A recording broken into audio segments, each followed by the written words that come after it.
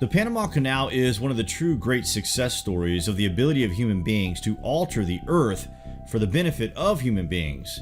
The industrious effort to build this project was of monumental proportions.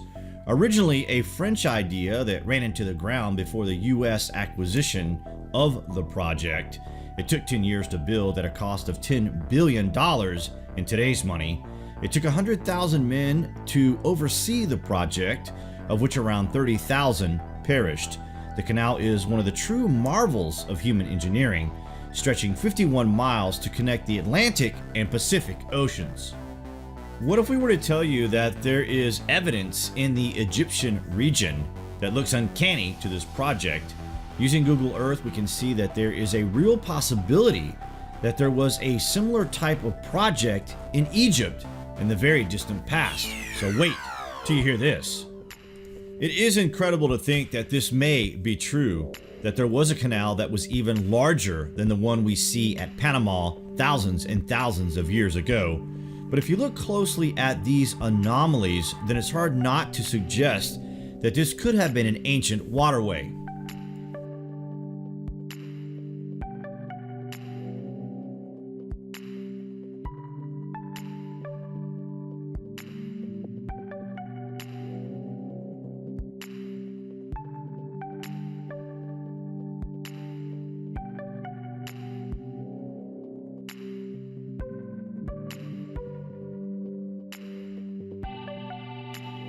If it was then the idea for the canal at Panama, which we credit the French with, even though they never oversaw the project, was taken from ancient planning from the lost civilization. The similarities are eerily uncanny. In fact, this looks like before and after pictures of the exact same area in question, but it's not. There are nearby areas that looks anomalous to being that of sunken and now submerged boats, a huge docking section for massive boats, and a clear-cut channel that looks like a canal. It is crazy, guys. The area in question is located near Saqqara and appears to head inwards towards the desert from the river Nile. This information was sent to us by Esteban Ibarra, who states the following at these locations. According to Esteban, the findings correspond to an ancient structure once built on an old and now completely dry channel of the Nile that resembles a floating mechanism like the Panama Canal. The structure is so perfectly aligned that it looks modern. It seems to be an old complex system that works by rising the water level in order to send boats across other small channels in direction to the north, where it reaches the Serapeum of Saqqara and Giza. And to the east, where there are another set of buildings, there are significantly a lot of structures in the area that seems to be part of a man-altered water channel. It's important to consider that new discoveries tell us that Egyptians did use complex channel systems to transport stones, and they even spent a lot of time and resources into building them. That is why this finding might give us a clue to several mysteries. It is not that far from the Suez Canal, and when you look at the scarring on the Earth from the satellite, then you can actually see how this would have linked up with such sites and possibly even the Great Necropolis. It is possible that this was the system used by the ancients to transport huge stone blocks across the region. It's no secret that there were boats found at the Giza Plateau, but we assume that such things were buried deliberately. But could it be possible that such things were actually stationed all across the region before a cataclysmic event buried them all across this area? We all know there was a flood. Could this cataclysmic event have buried a lot of these things? Could this region have actually once been a water system that allowed transportation across what is now the desert? It is astonishing to consider this, but it is even more astonishing that this could, in fact, be true. It seems obvious when we begin to consider such things, and there is no doubt we are beginning to wake up to the idea that there was a civilization on this earth that supersedes all other known civilizations. The evidence is all over the world. We see it in the similarities and building techniques between cultures that were separated by oceans, and we see it in the ancient depictions. These civilizations, though separated by thousands of miles, all knew similar things regarding technology. They all had similar stories of a cataclysm, and they all tell of a place from which they came. They all came from somewhere, meaning they arrived at these locations after the ancient cataclysm. If you think this is impossible, well, it's not. Just look at the Suez Canal. The construction of this wonder and the envisioning of such a project manifested from something that was conceived of before the modern era. The modern Suez Canal is only the most recent of several man-made waterways that once snaked their way across Egypt. The Egyptian pharaoh Sunroset III may have built an earlier canal connecting the Red Sea and the Nile River around 1850 BC, and according to ancient sources, the pharaoh Necho II and the Persian conqueror Darius both began and then abandoned work on a similar project. The canal was supposedly finished in the 3rd century BC during the Ptolemaic dynasty, and many historical figures, including Cleopatra, may have traveled on it. Rather than the direct link offered by the modern Suez Canal, this ancient canal of the pharaohs would have wound its way through the desert to the Nile River, which was then used to access the Mediterranean. After conquering Egypt in 1798, the French military commander Napoleon Bonaparte sent a team of surveyors to investigate the feasibility of cutting the Isthmus of Suez and building a canal from the Red Sea to the Mediterranean. But following 4 separate excursions to the region, his scouts incorrectly concluded that the Red Sea was at least 30 feet higher than the Mediterranean. Any attempt to create a canal, they warned, could result in catastrophic flooding across the Nile Delta.